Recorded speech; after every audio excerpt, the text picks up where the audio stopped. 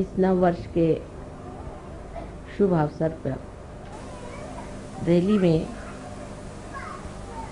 हमारा आना हुआ और आप लोगों ने जो आयोजन किया हुआ है, ये एक बड़ी महत्वपूर्ण घटना होनी चाहिए। नव वर्ष जब शुरू होते हैं तो उस वक्त कोई न कोई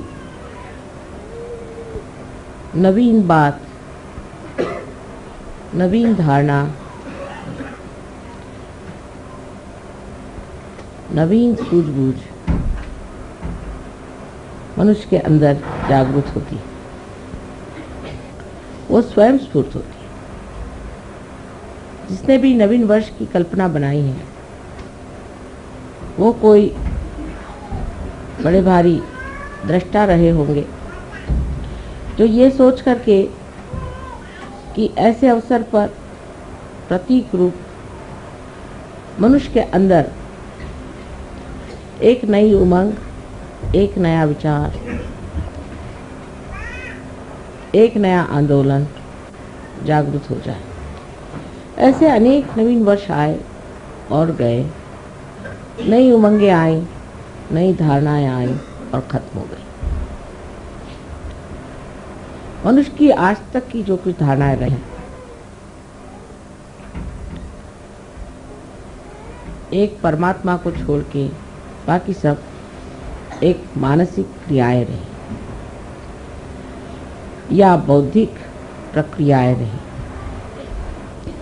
मनुष्य अपने बुद्धि से जो भी ठीक समझता था, उसका आंदोलन एक नवीन कल्पना समझ करके चलाता था।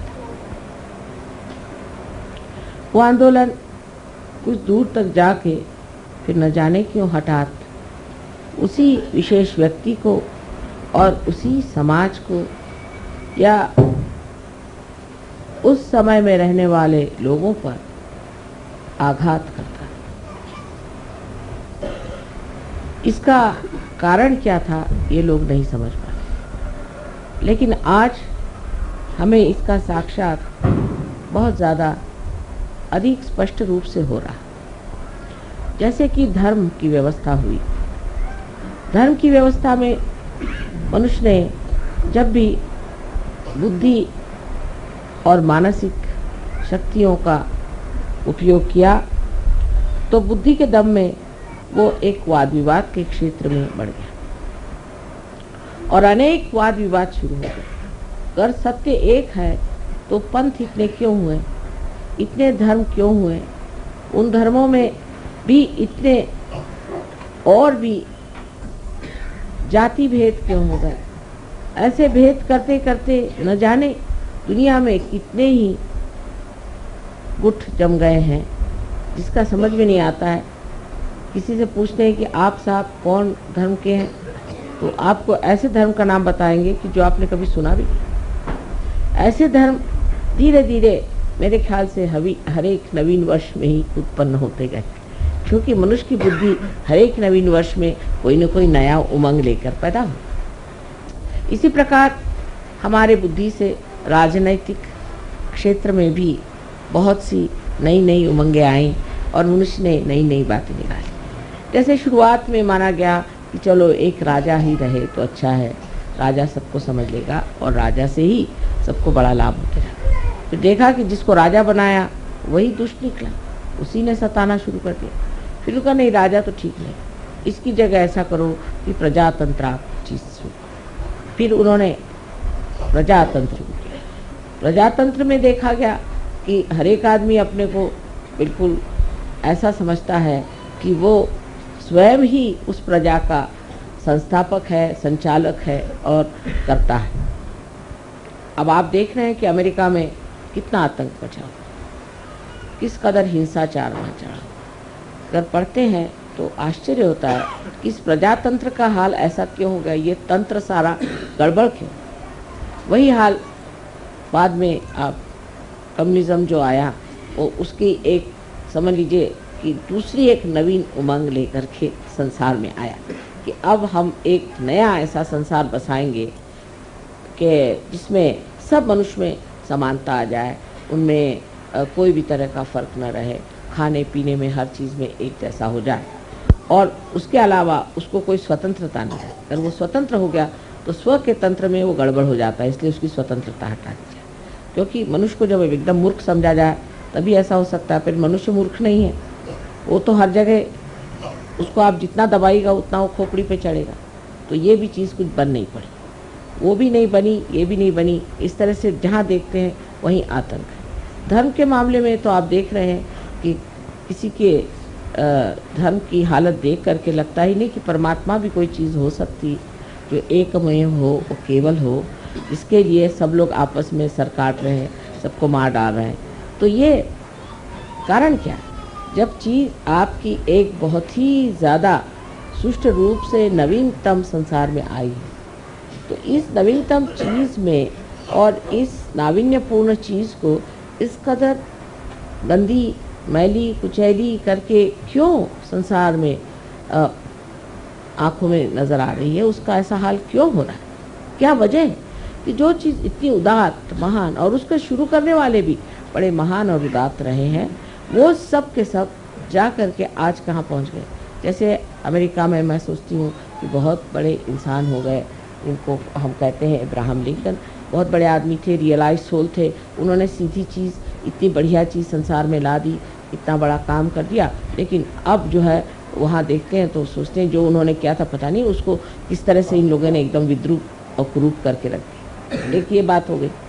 दूसरे अगर आप देखिए तो कम्युनिज्म भी जिस लेनिन और मार्क्स ने बनाया था वो भी रियलाइज सोच थे। उन्होंने भी जो सोचा था वो भी हितकारी चीज़ थी, वो हित के जगह अब सबका ही थी। और या धर्म के भी जो संस्थापक हुए सब भी बड़े उदात्त और बहुत महान लोग थे, और उनको भी कोई कह नहीं सकता, उनकी तरफ कोई निर्देश करके नहीं कह सकता कि इन्होंने कोई गलत काम किया हो या इन्होंने कोई गलत धारणा से चीज़ को शुरू, ऐसी बात नहीं। लेकिन आखिर आगे जाकर के वो चीज़ ऐसी क्यों?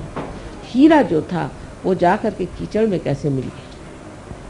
हीरा तो जहाँ है हीरा ही रहना चाहिए, लेकिन ये तो हीरा जो आया सो कूच करके, जैसे उसका बिल्कुल ही तोड़ करके, उसको मरोड़ करके और उसको कीचड़ ही बना। और सभी दूर ये चीज़ें देख कर बड़ा आश्चर्य होने लगता है कि इस तरह की जितनी भी उदात्त चीज़ें आई। अब साइंस आया संसार में, लोगों ने कहा अब साइंस आया, अब तो हम लोग के सारे प्रश्न हल हो गए, और उस सब प्रश्न हल होने के बाद में और अब हमें कोई चीज़ की चिंता नहीं करनी चाहिए और सब चीज़ ठीक हो जाएगी। सो तो बात नहीं, हमने एक राक्षस बना के रख दिया है, एटम बॉम्ब, हाइड्रोजन बॉम्ब, ये वो अपने खोपड़ी पे खड़े कर दिए। इधर उससे ही बनी हुई ये प्लास्टिक और ये नायलॉन और ये सब इसके पहाड़ के पहाड़ खड़े कर दिए। ये सब चीज़ें जो सुविधा के लिए बनाई थी इतनी असुविधाजनक हो गई, इनसे दुनिया भर की बीमारियाँ आ गई, आफतें आ गई। आखिर क्या वजह, क्यों इस तरह से हो गया? ये सब जो चीज़ें, ये सब हित प्रणीत थी, हित को लेकर थी, हितकारी बनाई गई थी। उसी से मनुष्य की नवीन उमंगें आई, उसी से उसने सोचा कि मानव के उद्धार के लिए चीज़ बनाई जाए, वही उसके उद्धार की जगह उसको पूर्णतया नष्ट करने की। इसका कारण क्या हो सकता है? कारण यह है कि जैसे श्री कृष्ण ने कहा हुआ है कि मनुष्य की जो धारणा है या मनुष्य का जो विचार है या जो मानव की जो चेतना है वो नीचे की ओर बढ़ती और धीरे धीरे वो धूली में मिल जाती है। ये उन्होंने कहा नहीं, ये मैं कह रही, क्योंकि आज वो साक्षात है उसको। श्री कृष्ण ने भी जो धारणाएं रखी वो भी धूली में मिल गई, राम ने जो रखी वो भी धूली में मिल गई। उसके बाद जिन्होंने भी कोई धारणा रखी जो कि बिल्कुल सत्य स्वरूप थी, सत्य का ही अंग प्रत्यंग थी, वो सब धूली में मिल गई। इसका कारण यह है कि जब ये मनुष्य के दिमाग के घड़े में पड़ती है तो उसमें कोई ऐसी विषाणु वस्तु है कि जिससे यह सब चीज़ विष में हो जाता है। ये विषारी वस्तु क्या है जिससे इस तरह का कार्य होता है? वो है इसकी सीमाएं। हर चीज़ की सीमा होती है, इसी तरह बुद्धि की भी सीमा होती है, और इसीलिए इस सीमा में बंद करके वो चीज़ घुट करके और नष्ट हो जाती है। जैसे कि अंगूर का सुंदर स्वाद वाला रस भी अगर एक घड़े में बंद कर दिया जाए तो उसमें उसकी शराब बन के उसका नशा चढ़ जाता है। उसी प्रकार मनुष्य के मस्तिष्क में जो कि सीमित है, लिमिटेड है, उसमें ये अनलिमिटेड चीज़ें डाल देने से एकदम नष्ट हो जाता है। इसका मतलब ये नहीं कि मनुष्य का मस्तिष्क ही कुछ खराब है। इसका मतलब ये है कि ये जो मस्तिष्क है इसकी सीमाएं तोड़नी होगी, इसकी सीमाएं बढ़ानी। मनुष्य की चेतना जो है वो व्यापक करनी पड़ेगी, इतनी व्यापक होनी चाहिए कि उसके अंदर सत्य समा सके और वो खुली होनी चाहिए। इसका लक्ष्य क्या है? उधर ध्यान हमारा हटते जाता है। जब चीज सीमित होती जाती है तो इसका लक्ष्य क्या है? उधर हमारा ध्यान नहीं जाता। हर चीज का लक्ष्य था कि मनुष्य का हित हो। और हित क्या चीज है? इसमें श्री कृष्ण ने बताया कि हित वो है जो आत्मा का कल्याण करे। अब आत्मा स्वयं ही कल्याणमय है, लेकिन कल्याण करे माने आत्मा से हम लोगों का कल्याण हो जाए। लेकिन जब आत्मा हुआ है तो हमारा कल्याण कैसे हो सकता? आज का जो नवीन वर्ष है ये विशेष बात है, क्योंकि आज की जो बात हम कर रहे हैं, आज का जो हम सहयोग का कार्य कर रहे हैं, ये हम अपने मस्तिष्क को विस्तीर्ण करें, महान करें, जिसको कि श्री कृष्ण ने कहा है कि विराट का स्थान जो है वो इस मस्तिष्क में है। इसके अंदर उसके उन जड़ों को हम जागृत कर रहे हैं। वो जड़ें जागृत होने से ही सत्य को पूरी तरह से अंदर शोषित कर सकते हैं, एब्सॉर्ब कर सकते हैं। मनुष्य की जो सीमित प्रकृति है वो खुल जा सकती है। लेक्चर देना तो बहुत आसान है कि आप मनुष्य के हित के लिए ये करो, हित के लिए वो करो, लेकिन होता नहीं। अंत में मनुष्य अपना हित नहीं करता, उल्टे अपना भी अहित कर सकता है और सारे समाज का भी अहित कर सकता है। इस मस्तिष्क को बढ़ाने के लिए सिर्फ एक ही तरीका है, वो है कि हमारे अंदर, हमारे हृदय में बसे हुए श्री आत्मा राम को जागृत करना और उनके प्रकाश से हमारे बुद्धि को जागृत करना, हमारे मस्तिष्क को जागृत करना। सो कैसे होता है कि हमारे हृदय के अंदर जो आत्मा है वो साक्षी स्वरूप बैठा हुआ सब चीज़ देख। जिस वक्त कुंडलिनी, जिसे आप गौरी माता कहते हैं, जब जागृत हो जाती है तो मस्तिष्क में भेद करके यहाँ पर ब्रह्मरंध्र को छेदने के बाद यहाँ पर जो परमात्मा का वास है उसे आलोकित कर। परमात्मा का ही प्रतिबिंब हमारे हृदय में आत्मा स्वरूप। जैसे ही हमारा आत्मा जागृत हो जाता है तो इस आत्मा के चारों तरफ ये 7 चक्र के आलोक, 7 चक्र के मंडल वो भी जागृत हो जाते हैं। और ये 7 चक्रों की जो पीठ है वो हमारे मस्तिष्क में है, क्योंकि वो भी जागृत हो जाते हैं, इसीलिए ये 7 मंडल भी हमारे हृदय में जागृत हो जाते हैं। ये मंडल जागृत हो जाने से ही हमारी जो नसें हैं या हमारी जो ब्रेन है वो एक तरह से अति सूक्ष्म तरीके से खुल जाता है और उसके अंदर शोषण करने की शक्ति बढ़ती है। सत्य को शोषण करने की शक्ति बढ़ने से ही मनुष्य सत्य पे खड़ा हो सकता है। आज तक मनुष्य सत्य पे खड़ा नहीं हो पाया। सत्य को सुनता है, जानता है, देखता है, और उस पर खड़ा नहीं हो सकता। सत्य को आत्मसात करने के लिए आत्मा की जागृति होनी चाहिए, और वो आज सहयोग में हो गई, सहज में ही हो गई कहना चाहिए, जो इतने लोग आत्मा को प्राप्त हो। आत्मा को प्राप्त होने से वो शक्ति आपके अंदर जागृत होती है जिससे आप सत्य को आत्मसात कर सकें। जो आज डेमोक्रेसी का सत्य है वो सत्य आपके अंदर जागृत हो गया। माने ये कि दूसरा कौन है? दूसरा कौन है? सब तो हम ही हैं, हमारे ही अंदर सब कुछ है। जब आपको सामूहिक चेतना आ गई तो उसमें कम्युनिज्म का भी सत्य आ गया। जब आपके अंदर ही आ गए, वो सत्य आप ही के अंदर प्रकट हो रहा है। जब आप उसको देख करके जान कह रहे हैं कि इस आदमी में कौन से दोष है, और जब आप अपने को जानने लग गए, जब आप अपने को देखने लग गए, आप जब अपनी ही स्वतंत्रता को प्राप्त हो गए, तो आप में डेमोक्रेसी का भी जो सत्य है वो भी जागृत हो गया। तो स्वतंत्रता भी आ गई और एक तरह से पर का तंत्र भी आपके हाथ में आ गया। दूसरों का जो तंत्र है वो भी आपके हाथ में आ गया और आपकी स्वतंत्रता भी आप जान पड़े, क्योंकि अपना भी स्व का तंत्र आपने जाना। शिवाजी कहते थे स्वधर्म ओळखावा, स्व का धर्म जानो। स्व का माने अपने आत्मा का धर्म आप जानो, और आत्मा का धर्म जो है कहने को तो स्व है, लेकिन ये जागतिक विश्व का आत्मा है। जो विश्व का आत्मा है वही हमारे हृदय में बसा हुआ है। उसमें जागते ही जो विश्व की भावना, जिसको कि हम एक बड़ा भारी उदात्त उदाहरण और उसको बहुत बड़ी एक फिलॉसफी समझते थे, एक तत्व ज्ञान के रूप से जिसे जानते थे, वो साक्षात हमारे अंदर विराजमान हो, वो हमारे अंदर चमक गया। हमें उसके लिए कहीं कोई किताब पढ़ने की ज़रूरत नहीं, किसी को जानने की ज़रूरत नहीं। देखते साथ जानते हैं कि ये कहाँ है, ये कहाँ, इनका क्या चल रहा, उनका क्या मामला हो रहा। यहाँ बैठे बैठे आप सारी दुनिया को जान सकते हैं। इसमें कोई बड़ी भारी आश्चर्य की बात नहीं, कोई विशेष बात नहीं। अगर आप मेरे लिए कहेंगे तो मुझे तो ये लगता है मैंने तो कुछ किया नहीं, क्योंकि मैं जैसी हूँ सो हूँ ही, वो तो अनादि से ऐसी ही हूँ, तो मेरी कोई विशेषता इसमें नहीं है। विशेषता आप लोगों की, जो आपने इसे जाना, माना और पाया। लेकिन सहयोग का ज्ञान प्राप्त करने पर उसका अंत नहीं होता। ज्ञान तो हो गया, ज्ञान होना माने आपके नर्वस सिस्टम पे उसे जाना, ये तो हो गया। नर्वस सिस्टम पे आप जानते हैं कि दूसरों को क्या शिकायत है और आपको क्या शिकायत है, ये तो ज्ञान प्राप्त हुआ। जो लोग उल्टी तरीके से चलते हैं वो सोचते हैं ज्ञान करना माने ये कि हमें बुद्धि से जानना है, बुद्धि से हमें जानना है।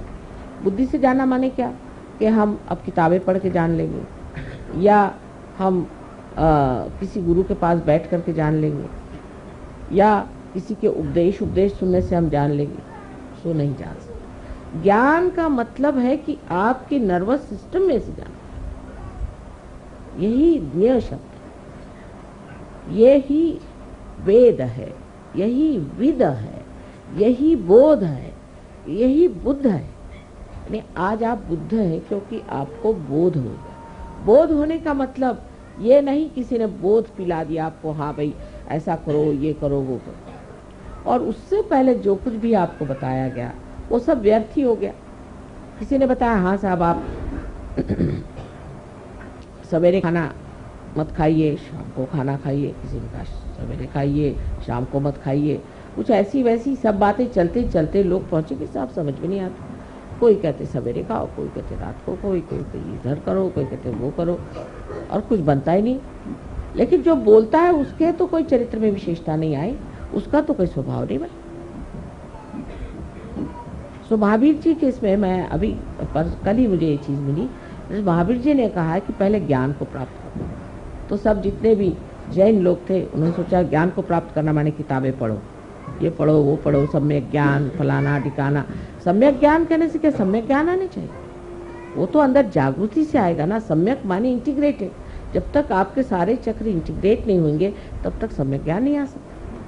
तो उनका भी विचार जो था वो खत्म कर दिया। पहले उन्होंने कहा ज्ञान आना चाहिए, अब ज्ञान में चल पड़े। हमारे यहाँ एक से एक पंडित मराठी में कहते पढ़त मूर्ख, पढ़ पढ़ के मूर्ख बन गए। पढ़ी पढ़ी पंडित मूर्ख। सो वो निकलता ही नहीं खोपड़ी में से। जो सीखा हुआ तो इतना होता है कि कभी कभी कोई पढ़े लिखे लोग आते तो उनसे कहते ऐसा करिए आप 2 दिन तक आप बोलते ही रहिए, जो कुछ भी आपके खोपड़ी में पहले आप मुझे बता दीजिए। जब खोपड़ी से निकल जाएगा तब फिर बात करें, क्योंकि दूसरे ही सब घुसे ही इनके सर में, तो इनको कैसे घुसाया जाए। ये इस प्रकार हमारी जो बुद्धि है उसके चक्कर ऐसे चल पड़ते हैं कि जो चीज़ बताई, जो लक्ष्य है उससे हटके पहली चीज उन्होंने बताई ज्ञान। ज्ञान प्राप्त, ज्ञान प्राप्त करने का मतलब क्या? ज्ञान प्राप्त करने का मतलब होता है बोध। सो कैसे होगा? किसी ने ये नहीं पूछा कि ज्ञान कैसे प्राप्त होगा। श्री कृष्ण ने भी साफ तरीके से नहीं कहा कि कुंडलिनी का जागरण होना चाहिए। वो जमाना नहीं था।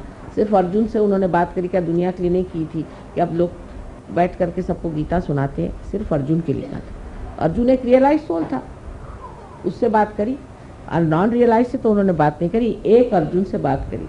और वो सारे अब दुनिया भर को आप जिनका रियलाइजेशन नहीं हुआ, जो अंधे हैं, उनसे आप बताइए कि हाथ में आपके सांप है, आप छोड़ दीजिए, आप छोड़ दीजिए, कभी नहीं छोड़ सकते। तो शुरुआत ही नहीं हुई किसी चीज की, अभी शुरुआत ही नहीं। जब शुरुआत हुई तो आपने देखा कि हाँ चीज ठीक है, आंख खुलती बाप रे हाथ में सांप है, आपने छोड़ दिया। लेकिन उल्टे लोग सांप ही को पकड़े रहेंगे जब तक अंधापन है। अंधेपन का मतलब है कि बोध नहीं है, आपकी नसों में अभी तक वो सामूहिक चेतना का बोध है। जब तक ये बोध एक नया आयाम, एक नया डायमेंशन है, ये जब तक आपके अंदर जागरूक है, कोई सा भी सत्य सुनने के लिए बड़ा अच्छा लगता है, एंटरटेनिंग जिसको कहते हैं, बड़ा मनोरंजक, लेकिन वो घुसता नहीं अंदर, वो बैठता नहीं अंदर। सुनने के लिए लेक्चर सुन लेंगे और जा करके जब वो खत्म हो जाएगा तो फिर जहाँ थे जैसे थे। अब पहली चीज जो बोध की हुई, तो बोध के बाद ही आपका चरित्र अपने आप बनता है।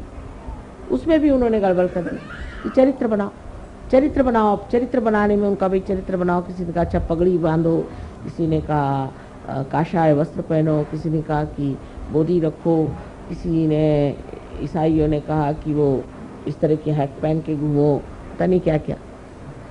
अब वो सब कर रहे हैं, सारे कर्म कांड कर डाले और देखा कि नर्क की ओर घुसे चले जा रहे हैं, सब कर्म कांड करके सब नर्क की ओर रास्ता बना चला जा। कोई सा भी ऐसा धर्म मैंने आज तक नहीं देखा कि जो स्वर्ग की ओर आरोहण हो रहा, सभी नर्क की ओर सीधे चले जा रहे। ईसाइयों से कहा भाई तुम लोग शराब क्यों पीते हो? तो कहने क्यों साहब, शराब में क्या खराबी है? ईसा मसीह ने शराब बना करके और लोगों को पिलाई थी। मैंने कहा कब बनाई थी? कल एक शादी में गए थे, वहाँ लोगों को उन्होंने वाइन पिलाई थी। अब हिब्रू भाषा में वाइन कहते हैं इसके रस को, अपने द्राक्ष के रस को, अंगूर के रस को कहते हैं वाइन, हिब्रू भाषा।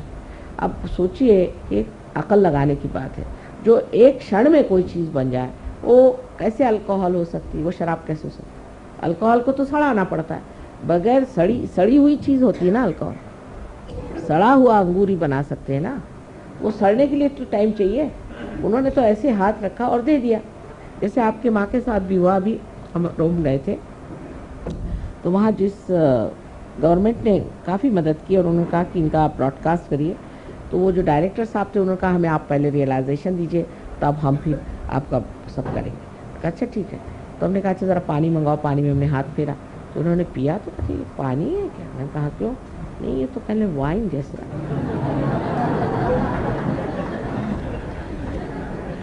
बार बार पूछे ये पानी तो नहीं, तो वाइन तो नहीं दे रहे? मैंने पानी दिया। अच्छा फिर पिए, फिर वो कहे बार बार। फिर उन्होंने अनाउंस भी किया, उसके बाद उनके टीवी में भी उन्होंने कहा साहब उन्होंने मुझे पानी में हाथ डाल के दिया तो वो वाइन के जैसा टेस्ट है। पर वो कहने लगे कि वाइन माने शराब के जैसे नहीं, अंगूर के रस।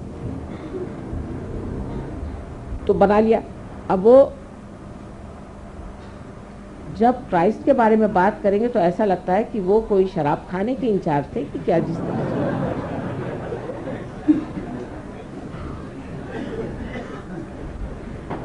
उसी प्रकार हरेक धर्म में, अब सिख धर्म में बताया गया कि आप अपनी रक्षा के लिए कृपाण रखें, इसलिए क्योंकि उस वक्त उन पे हर तरह के आघात होते थे। तो अब वो बंदूकें और सांप तोप गोले और दुनिया भर की जितनी भी हिंसाकारी चीजें हैं, यानी हिटलर को वो आजकल पूजा कर रहे हैं, नानक साहब को नहीं करते। हालांकि नानक साहब ने ये भी नहीं कहा था, लेकिन पूरा भी देखा जाए तो कहीं नहीं कहा गया था कि आप तोपखाने रखिए। ऐसी कौन सी आप पे आफत आई? जिस वक्त आफत थी तो उन्होंने सिर्फ कहा था कृपाण रख लो, भगवान के नाम पर काफी है। और किसी ने चलाया नहीं कृपाण, किसी ने चलाया नहीं था, रक्षा के लिए से एक प्रतीक रूप से उन्होंने कहा रखी। पहले तो जब हम लोग छोटे थे तो सिख लोग इतना सा छोटा सा रखते थे कृपा, इतना छोटा। अब देखते बढ़ते जैसे जैसे दिने दिने बढ़ते सवायो, आजकल ये हालत है कि तोपखाने रखे हो ये इतनी हमारी तो अभी जितनी उम्र हुई है, इस उम्र में हम ही देख देख के हैरान है कि ये इसका साइज इतने बढ़ते बढ़ते इतना बड़ा क्यों हो गया। अब उन्होंने कहा था कंघा रखो, तो कंघी तो छोटी होती होते होते इतनी हो गई, अभी तो दिखाई भी नहीं देती। और ये तोफखाने जो है इतने लंबे लंबे हो। तो ये बुद्धि के चक्कर जो है हमेशा गलत चीज पे क्यों जाते, क्योंकि मनुष्य की चेतना हमेशा नीचे की ओर जाती। लेकिन सहयोग के बाद आपको चरित्र अपना बनाना ही पड़े। अब कोई कहेगा कि नहीं साहब हम तो नहीं बनाते, चल नहीं सकता, अपने आप बनते जाए। यो आपकी कुंडलिनी आपको बनाती जाए, धीरे धीरे धीरे धीरे आपको वैसे बनना ही पड़ेगा। वो कहेगी कि अच्छा नहीं बनते हो तो चलो इस तरह से, वो टेढ़ी उंगली घी भी निकाल लेगी, वो आपको इस तरह से बना के रख देगी कि आप कहेंगे कि हार गए बाबा, जो कहो। एक साहब थे तो वो उनका दूसरे दिन ही शराब वराब सब छूट गया। उसके बाद वो गए जर्मनी। उन्होंने कहा थोड़ी सी चख तो ले, यहाँ की मुझे बड़ी पसंद थी वाइन, क्या लगती है। वो कहते हैं कि मैंने जो पिया तो उसके बाद माँ इतनी मुझे उल्टियाँ आई। मैंने कहा क्यों? कल ऐसे लगे कि मैंने जैसे कोई सड़ा हुआ बुच खा लिया। तुमने सड़ा हुआ बुच कभी खाया था क्या? तो कह ले नहीं, जब हम लोग डॉक्टर है ना कभी बुच खोलते हैं तो उसकी स्मेल जो आती, मैंने सोचा कि वो सारा मैंने खाया। और उल्टी पे उल्टी, उल्टी पे उल्टी, कह ले मेरे खून निकल आया, इतनी उल्टियाँ हुई। मैंने कहा कान पकड़े, आज से कभी नहीं छूंगा ये शराब। मैं तो कुछ नहीं कहती ना, मैंने उल्टी करवाई, लेकिन आप ही स्वयं साक्षात सत्य पे खड़े हैं, उसे मैं क्या करूँ? आप ही स्वयं स्वच्छता में खड़े हैं। अगर आप स्वच्छ हो जाए तो आपको कोई गंदगी नहीं अच्छी लगेगी, अपने आप ही चीज़ घटित होने लगती। शुरू में बहुत तकलीफ़ें होती हैं, कुछ लोगों को तो बहुत ही परेशानी होती है इसमें आने में। किसी में ईगो आ जाता है तो वो अजीब सा कूदने लग जाता है। मैं देखती रह जाती हूँ कि अभी तो अच्छे बैठे हुए थे, अभी बंदर के जैसे कूदने लग गए। फिर किसी में देखती हूँ कि एक तरह की बड़ी घृष्टता आ जाती है, किसी में बड़ा गुस्सा आ जाता है, किसी में कुछ होता है, पर धीरे धीरे धीरे धीरे वो मुलायम होते जाते हैं और चीज़ सब